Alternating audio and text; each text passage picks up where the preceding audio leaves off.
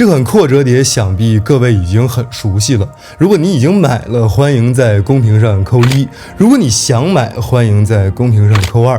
看看本期视频可以给多少朋友提供点可行性建议。Hello， 大家好，欢迎回到 BRBD 的频道。今天直接上干货，告诉屏幕前的各位如何用 Pura X 的特殊结构来进行拍摄。当好博主，开始搞钱。如果手里没有三脚架，把 Pura X 折一下，城市车流就会自己在镜头里出现霓虹。玩法是把 Pura X 折到约90度，稳稳地放在路边的石墩或窗台，相机选择流光快门拍光轨，或延时摄影拍云动和人流，必要时在专业模式里面降感光拉快门。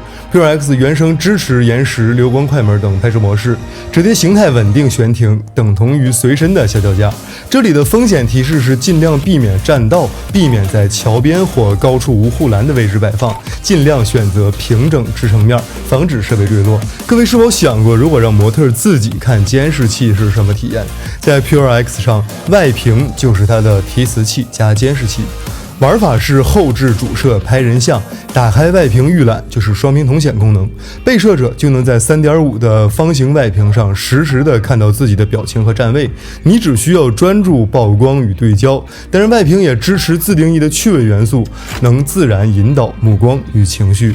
当然这个玩法中需要注意的是，强光下外屏会容易反光，可微调机位，贴图别太花，避免分散被摄者的注意力。艺人团队也能拍 4K 的口播，把手机折一下 Pura X 直接变身为桌面机位。玩法是半折让手机自立，利用桌面或乐高书本导屏，用后置主摄加外屏监看构图， 4K 60帧设置好，为后期的24构图留足裁切空间。如果是逆光或窗边的场景，打开视频 HDR 稳住高光，肤色更加自然。如果你是宝妈，经常拍小朋友或者猫猫狗狗，你知道让他们主动看镜头的秘密吗？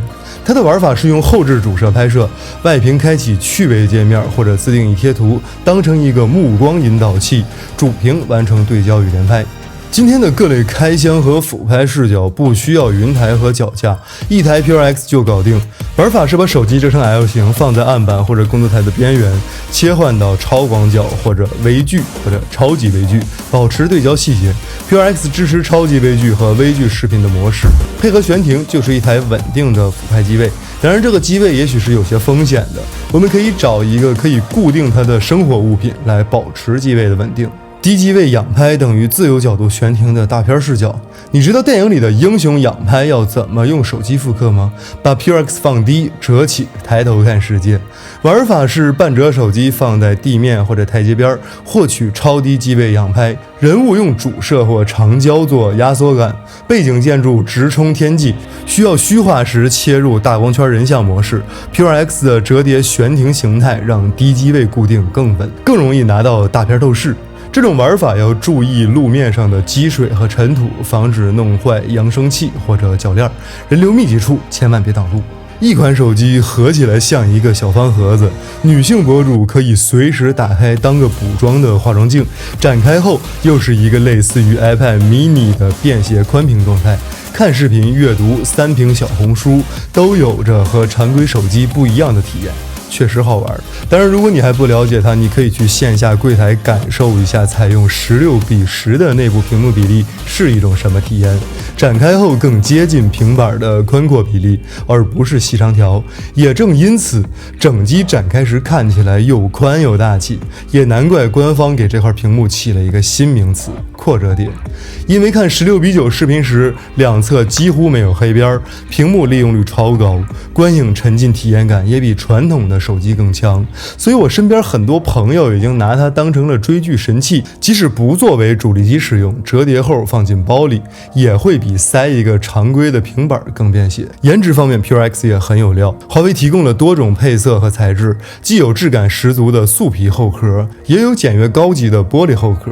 素皮版的背壳还有 0.05毫米的精致压纹工艺，摸起来细腻防滑且不容易留指纹，拿在手里既有高端的时尚范儿，又很踏实。摄像头模组的设计也颇具特色，圆形镜头排布让人联想到以前经典的相机造型，有点复古的味道，又不失科技感。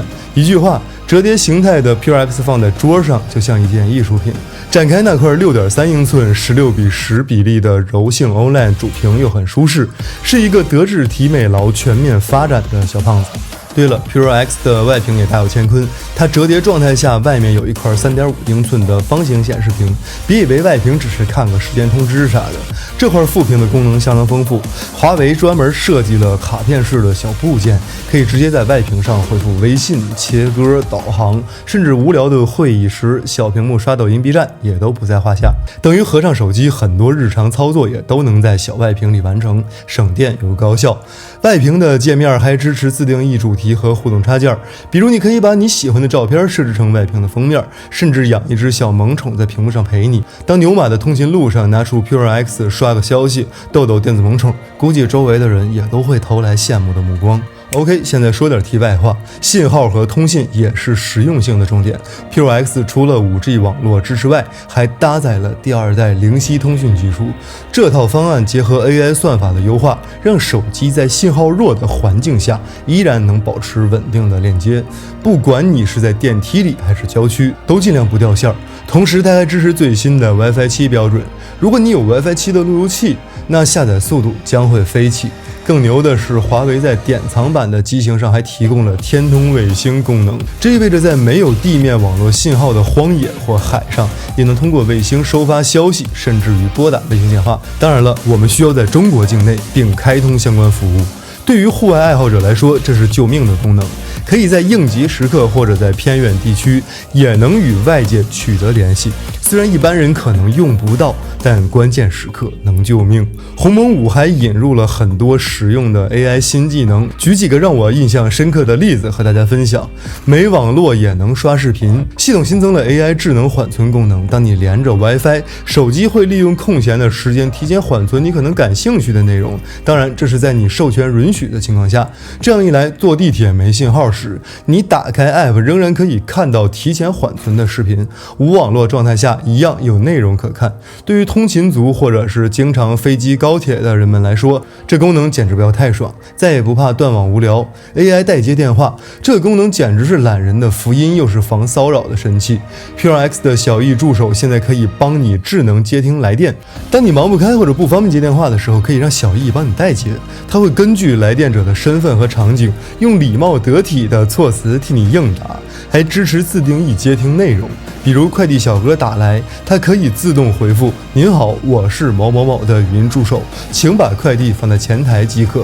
或者陌生的号码的推销来电，它可以礼貌又坚定的回绝，对方甚至不会察觉到是在跟 AI 对话。是不是很……我不知道用一个什么形容词来好。除了这些，鸿蒙的其他优点在 Pure X 上自然也少不了。超级终端让手机和平板笔记本一拉即连，互传文件或者多屏协同办公都方便顺畅。万能卡片和服务卡片也是鸿蒙的一大特色。常用 App 的快捷功能可以像积木一样拼搭在主屏上，信息一目了然又美观实用。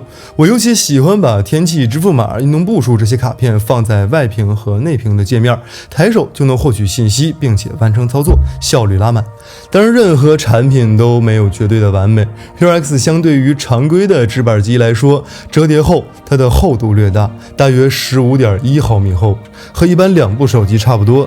展开的厚度也比一般手机有宽一些，需要适应握持手感。但我觉得这些都不是问题，厚一点换来折叠的便携，宽一点换来大屏的爽快，这买卖划算。OK， 以上就是本期视频的全部内容。依旧，如果你有什么不懂不会，或者对 Pure X 有什么更有创意的玩法，欢迎评论区留言。我们下期见。